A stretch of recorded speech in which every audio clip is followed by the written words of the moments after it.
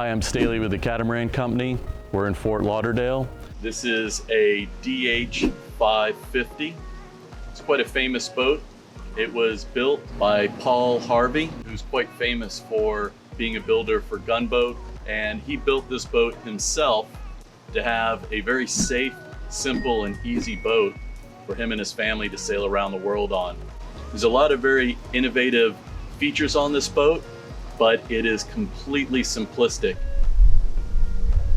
His objective was to have a boat that he could sail around the world on, would be super easy to maintain, would be possible to fix with just hand tools, and he's really kept it down to a very light, performance-minded daggerboard boat without being too exotic. And I'll take you through the boat today. You can see that there's these louvered shelves. Super easy to walk up onto the coach roof. Easy to furl the sail, put that away. The boat has a nice low profile. You've got vertical windows here. I'll show you in the salon. Gives you great visibility and maintains the interior volume in the boat as you walk forward, as opposed to if you had slanted windows here, which looks very sexy, but you lose usable volume forward in the boat. We've got a self-tacking jib, just like on a gunboat 55. We've got a forward cockpit area. You've probably seen this on some of the gunboats. You've probably seen this in a few Chris White designs. It's a huge boat. It's 55 feet, and there's only 2 winches in the cockpit area that are both electric to operate all the sails on the boat. So designed to be a good performance boat, but very easy for a cruising couple to handle on their own.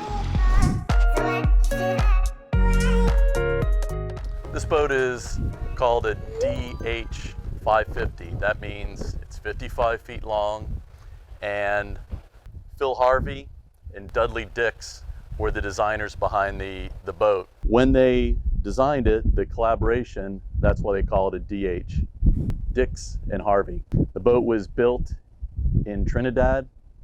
It's cold molded construction. That means that it is built on a male mold instead of a female mold like most production boats are built. So it uses very thin strips of wood that are laminated, curved to match the shapes of the boat. So you get these very nice dynamic shapes with epoxy. Makes the boat super, super strong and also very light. Some of the best boats in the world are built in cold molding, and traditionally race boats were built cold molded for years, and a lot of very high-end sport fishing boats as well. Up here we've got some storage lockers, self-tacking jib, forward cockpit area. Generators located underneath here. There's 2 separate forward compartments here. We have a very nice trampoline here. It's in great shape, really comfortable to walk on. These are very small squares. Got a nice walkway here through the center. Got a Delta style anchor, roller furling, self-tacking jib. I was just looking at the luff on the mainsail. The sail looks really new. Looks like it's got a lot of life to it. And you can see the Harken bat car system's new. Got 2 nice bow perch seats here.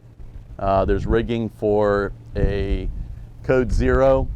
There's sheets that are run aft and actually come back underneath the coach roof here. It leads to this forward cockpit area. So let's get a little closer look at that. We're in the forward cockpit. The helm position is here. This opens up, the door opens up. All of your control lines are led here. We've got a series of reef lines, main sheet. We've got sheets here for the code 0, led this way. We have the lines to raise and lower the dagger boards that are encapsulated in an internal compartment for the dagger boards. Those are sealed from the rest of the boat. I think that adds a lot of strength and security to the design, and they're easily accessible from the top. We've got lines here for the traveler. Once again, they lead down to these 2 electric winches we have here on both sides. We've got a jib halyard, Genoa if we want to go with a bigger sail, mainsail halyard, and the rest of the lines are all stored underneath here when not in use. In this compartment is the inverter and the charger's bank. They're located down along in this bulkhead, and we've got a water tank here and a water tank there. I think this is quite a nice space. It really gives the boat a nice sheer. It looks like it's going fast even when it's not, and you still have all this great visibility forward. It's very easy to control. All your lines are within arm's reach. Very easy to maneuver the boat under sail. It's pretty easy to get from the control lines to the helm. You're right here. You're not walking all over the boat. It's literally 2 feet.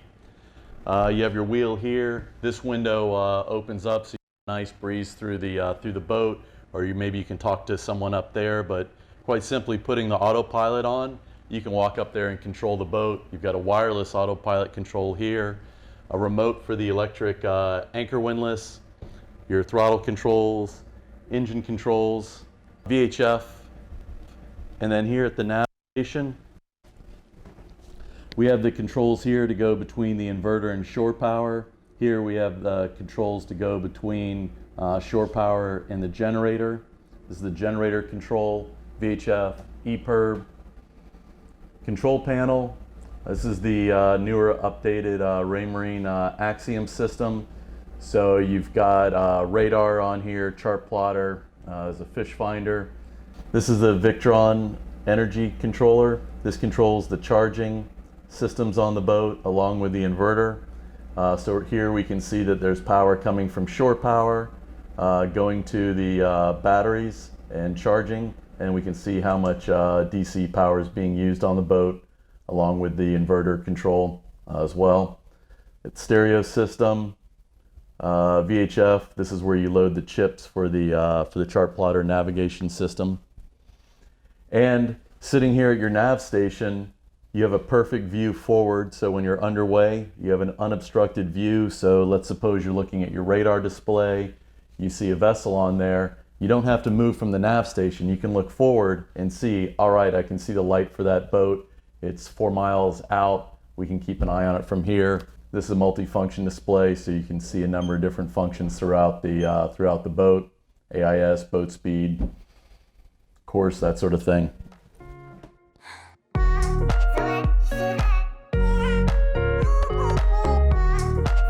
All right, here in the galley, we have a front-loading freezer,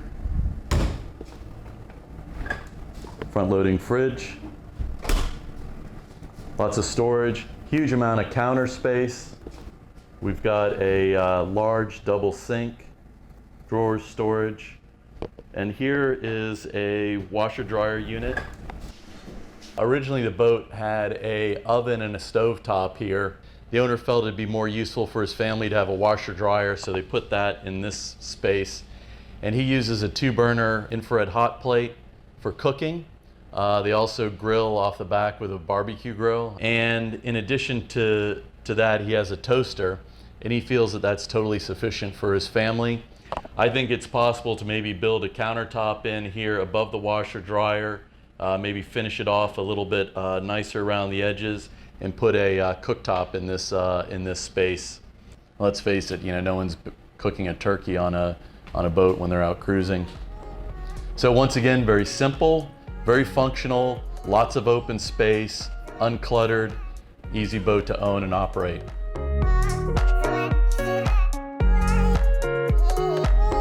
In this nice large salon space, you got 2 distinct areas. You have this lounge area.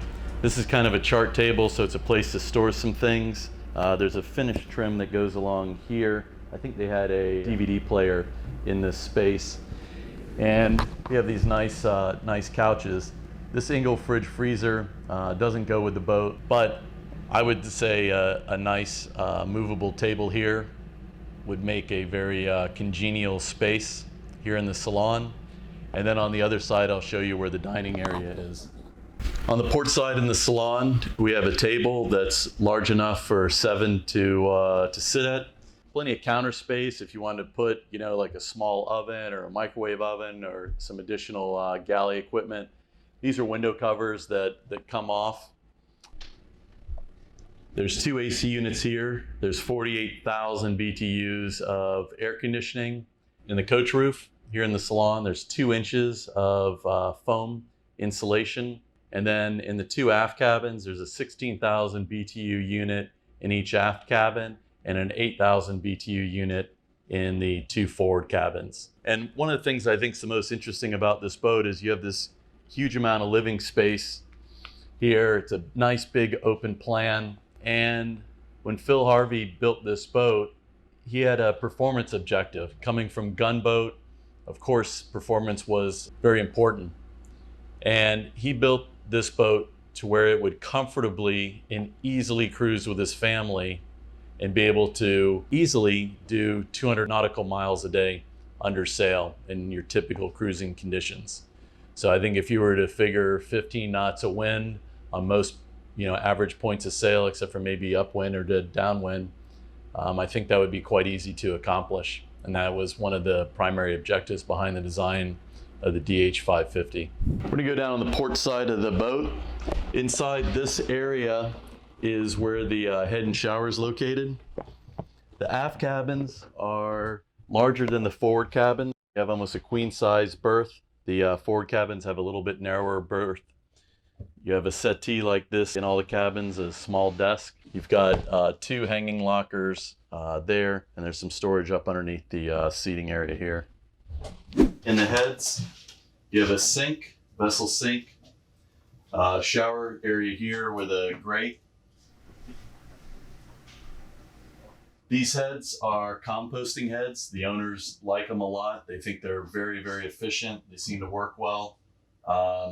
It's a very interesting application. I've only sold a couple boats with those on them, but everyone's been very happy with that arrangement, albeit non-conventional. This is the port forward cabin. You can see a little bit narrower berth. There's an AC unit here underneath the berth. There's a storage compartment and then a small desk and settee here on the side.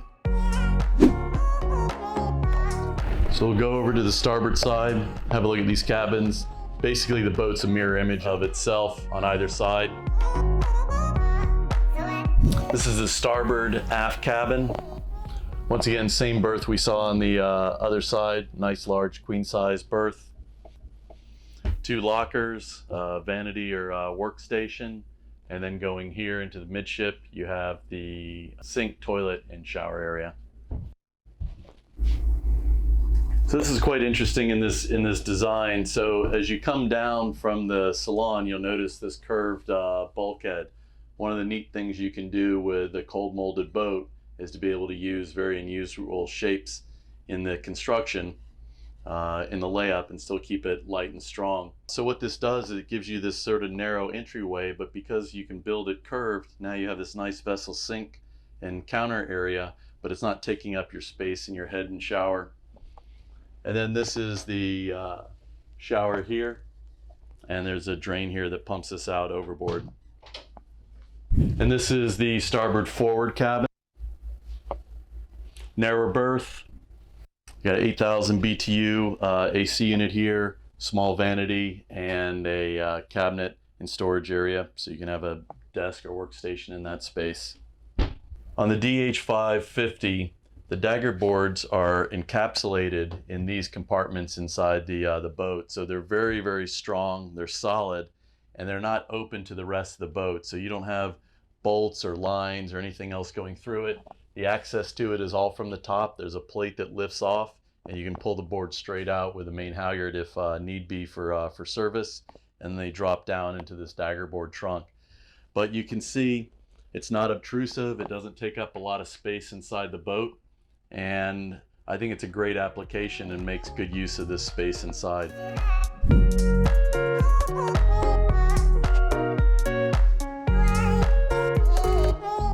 On the transom, we have these nice molded steps. Small swim ladder there to get on. You've got another cleat here for mooring. Inside this space, you can see there's a deck shower. Fishing rod holder is very important. This is an AB inflatable dinghy. What's nice about this is it's an aluminum hull, so it's quite light. And this particular one was ordered without the white powder coating on it. It's just aluminum. and that finish wears very well. It slightly oxidizes a little bit, and my clients that have these dinghies really love them for their weight and durability. Nice small little davit system, very concise. There's a line that allows the davits to pivot out to lift the dinghy up further, and then there's a line here that pulls the davits in and secures them. They can also fold away here out of the way if you don't want to have them on the back.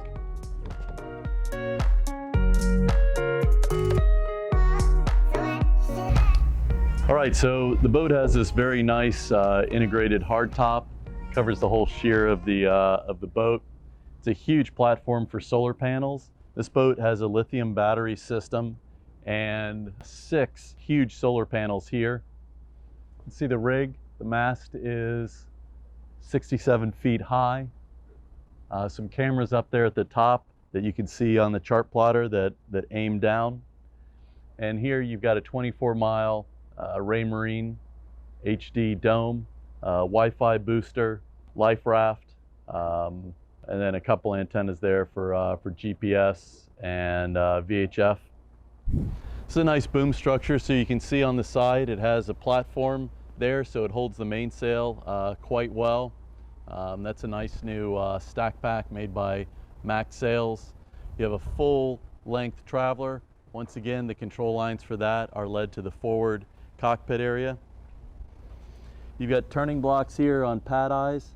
That's for the asymmetrical sail up forward, and those sheets are led up to where the daggerboard trunks are in this space, and then the daggerboard's up and down lines and the sheets go through here to that electric winch on the starboard side that I showed you earlier in the forward cockpit space. This is pretty impressive. So normally you see stainless steel rigging on yachts like this. This is all Dyneema. It's as strong, or if not stronger, than stainless steel. It doesn't rust or corrode or crack. We've got a turnbuckle system here. The chain plates are integrated into the boat. There's a lot of carbon fiber that's used in that particular area in the construction. And you've got this nice Dyneema line supporting the rig. And this is all quite new, and it appears to be in very good condition. And I'm going to show you what the inside of the boat looks like, where the cold molding layup and construction is, and you can really see the fit and finish and quality of what goes into the real build that you get out of this boat. All right, so we're going into the bow compartment. This is the port side. And what I really wanted to point out is this is cold molded construction. A lot of people don't get a chance to look at this, but you can see the quality. Everything is a filleted joint, particularly here. You can see an epoxied filleted joint. And this, in construction, if the boat was built in fiberglass, would be called a perimeter bonded bulkhead. And in this case, all these bulkheads are structural members in the boat. You can see these stringers going through it. It's beautifully finished. Some real old world craftsmanship, but this is how some of the finer yachts in the world are built, and have been for quite a long time. Look at that fit and finish, very nice. All right, in here is the Yanmar diesel engines. They're in excellent shape. It looks like all the service work's been done on it. I don't see any leaks of oil or anything else. It smells clean, and it appears to be in all good working order.